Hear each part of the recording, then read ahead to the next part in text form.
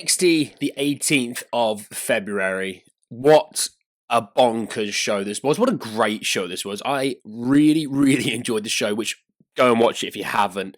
You know, we've got future title matches made for not only one TNA championship, two TNA championships. We're going to be coming to that. We're coming to stare downs of future matches being teased. Yeah, let's just jump in. We'll get into it. You'll see everything that happens. So it starts off with Obafemi calling out the guys that attacked him at Vengeance Day, and lights go off. Lights go off, and you're thinking, here they come. No, it wasn't. It was X Division champ Moose, and it was great to see Moose. Such a good character and wrestler. These two would have a banger, like just flat out, straight up banger. Okay, and they basically teased that future match going forward, which I'm here for. Moose was nearly signed to WWE years ago. And again, I don't want to be like that kind of guy that says like TNA is just that sort of feeder program into WWE. But if you actually look at a lot of the guys who are having a lot of success in WWE, they really made their names in TNA. So it wouldn't shock me that this is basically just the trial run ahead of, you know, Moose being there maybe more permanently.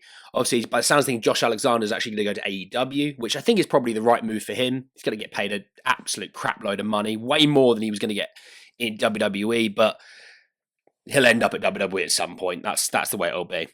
First match of the night, though, is a triple threat women's match between Kalani Jordan, Jada Parker, and Carmen Petrovic, with Carmen winning after basically Ashante pulls her out of the ring. Jada's on the top rope. Sorry, not Jada. Kalani's on the top rope. Jada goes up, suplexes down. You know, she starts basically taunting after that, hitting the LeBron James silencer. And then Ashante just basically throws Carmen back in and just rolls up on Kalani and wins with a 3 count. Then you've got Jada Parker and Kalani brawling afterwards on the outside. You've got Fatal Influence that comes in and attacks Carmen Petrovic, with then Julia and Stephanie Vaquer coming down to basically try and, you know, help out. They get beaten down, and then Jordan Grace appears, and great to see Jordan Grace, to be honest. Good pop and everything.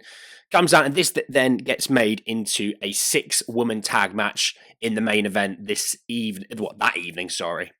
After that, you have the women's tag match from Zarya and Sol Ruka versus the Meta 4, which, hey, Zarya and Sol Ruka won, which, if you watch the ending, you can tell Zarya, once the fans really get more on board with more of like her personality, she's a superstar in the making. You know, she hits a spear, which was a brutal spear, then hits the F5, tags in Sol Ruka, who hits in the Snow Snatcher for the 3 count.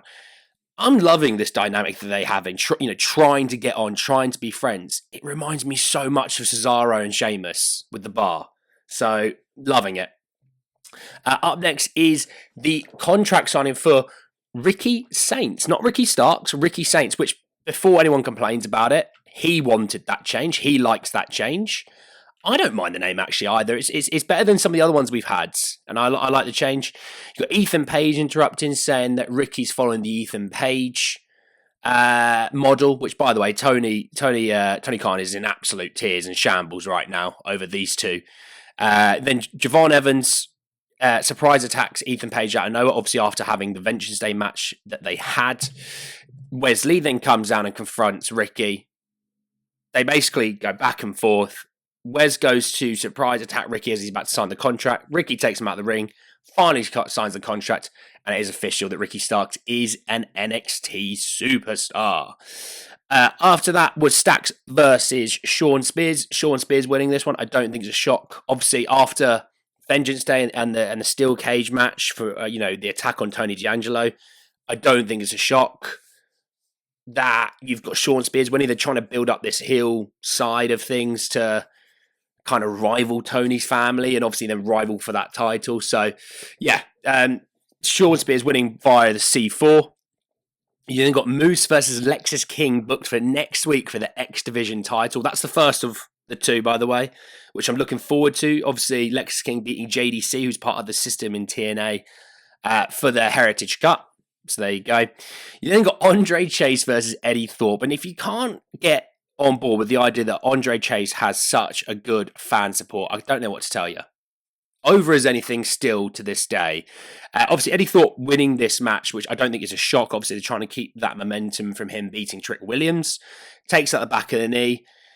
Hits him with a big boot, a German suplex into the Impaler for the 3 count. And then Trick appears on the screen to basically say he's not finished with Eddie. All right.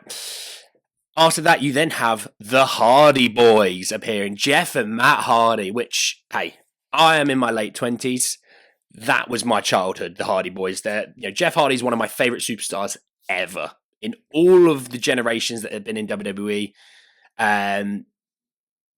Jeff is that sort of mid to late 2000s period for Jeff, especially the later on parts of 2000 were just crazy. Like, he was so over. He was the biggest star in the company by an absolute mile. And yeah, when he finally won that title, it was crazy. But they appear via the video promo, accepting a challenge from the New Quarter Catch Crew, for the TNA Tag Titles, which is made for next week. I cannot wait.